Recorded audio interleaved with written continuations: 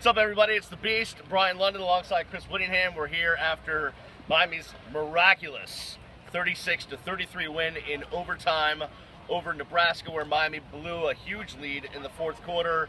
And Chris, early on, this game looked like it was going to be a blowout in favor of Miami, and things took a horrible turn in the fourth quarter.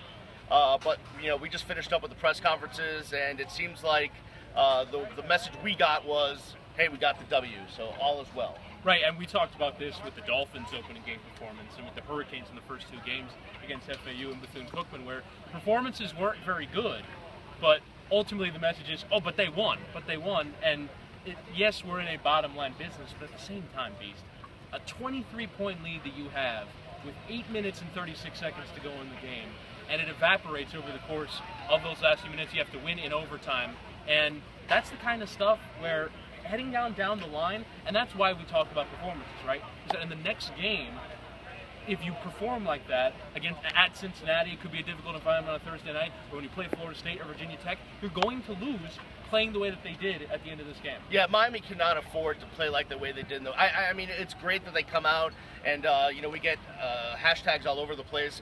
Unity overcomes adversity. Be consistent like a cheeseburger. That one was uttered. I mean, all sorts of stuff. That's all fine and good, and if it works for the players, that's fine. I don't think it works for the fans, and one thing is for sure, if this team goes to Cincinnati and plays like it did in the latter part of this game, they will lose and things will go out of control. As it is, I am only imagining what the fallout will be tomorrow and Monday from this game. Yes, it was a victory, but the fashion in which it happened, the giving up the lead in the fourth quarter, was to the point of almost embarrassing for this team. Well, and you talked about how they spoke after the game, and it just comes off as tone deaf, doesn't it? It just comes off as we're sort of in our 85-man bubble, or however it's two acres and a ball. It's 2 acres and a ball. Yeah. Block out the noise, and we're going to be happy about this victory. And I think it's not merely that the fans are upset about the performance, they're upset about that mentality, because at Miami, we don't just hang on by the skin of our teeth to hold on for a lead that we just blew. Like, that's not how Miami does things. I think that more than anything is the frustrating part, is that not only do you think that the team was coached poorly in the game, not only do you think that they performed poorly at the end of the game, but that they don't seem to recognize it. And they don't seem to think, like, Brad Kai should have come to that meeting room in that press conference after the game. That wasn't good enough. Yes, we won, but what happened at the end of the game wasn't good enough. Us blowing opportunities early in the game to put it away wasn't good enough, and you don't hear any of that, and that's hugely frustrating. Well, the thing is, they got 36 points, and Brad had a great half of throwing the football, but we talked during the game and at halftime, he could have had a lot more yardage. There could have been a lot more points on the board. There was too many opportunities that were squandered. Still horrible on third down. The penalties, the sideline issues, Al jumping up and down like he was on a pogo stick, completely unacceptable, and Al wouldn't even address it in the post-game press conference. So, crazy, I mean, we can tiptoe through the tulips and make this look rosy because they're 3-0. But they won, Brian. They won. It's the result. We're in a dollars and cents money line business, and you win. And if you win, you did well. If you lost, you didn't. Listen, they're 3-0, and that's better than being 0-3. That is. But if they keep making the same mistakes, if they keep going through poor coaching, assignments being missed on defense, I don't care who's in and who's out, it's going to come back to haunt them. Were they over 100 yards in penalties? Yeah, no, it's just unacceptable. 3 times they had sideline problems. 3 times. And they got warned in the Bethune-Cookman game. So it's not like this. Al said he's never had a problem in his life with sideline issues. He's had it 4 times this season. So it's time to check yourself before you wreck yourself. Did I just say that? You did.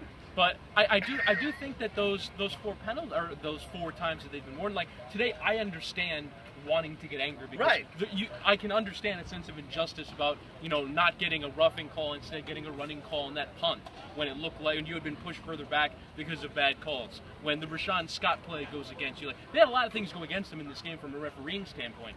But if you're preaching poise, if you're preaching leadership, though jumping up and down on the sidelines, you mentioned, like he's on a pogo stick, doesn't exactly connote that. No, without a doubt. Listen, a win is a win, I agree, but in college football, college style points do matter. in college football. I mean, in the NFL, it doesn't matter. You can win by one, and that's fine. But in college football, style points matter. The way you do things matter. Penalties matter. Not looking good matters. It all matters in college football. So I can only imagine the banners will be flying in Cincinnati. In Cincinnati, I don't know if they have the company. No, the GoFundMe page is already up. They're already up. Yeah. All right. So the come on, these are too expensive. Trend will continue up in Cincinnati. But you mentioned something, the style points do matter. And I do think, by the way, if this Nebraska team looked good, if they turned in a good performance for the first 3 quarters, I don't think we'd be standing here complaining. But they looked awful for 3 quarters. Horrible. They looked overmatched. Miami looked significantly more talented, they did. Made significantly more plays. The only guy that was keeping them alive was their quarterback, Tommy Armstrong, again and again and again escaping from the pocket and making plays rolling out to his right, either running or passing. And if it looked good for the first 3 quarters from Nebraska's standpoint, it's a close game going to the end, and maybe you lose it by 3 points, yeah, fans are going to be mad anyway, but it's not quite the disappointment. The win feels worse than a close loss over the course of a close game would have, and that's because you know what's inside this Miami team. Like, we talk about this year after year. They're more talented than the teams that they lose to. That is correct. When they lose to Duke, and when they lose to Virginia, and they lose to Pittsburgh, they're better than those teams.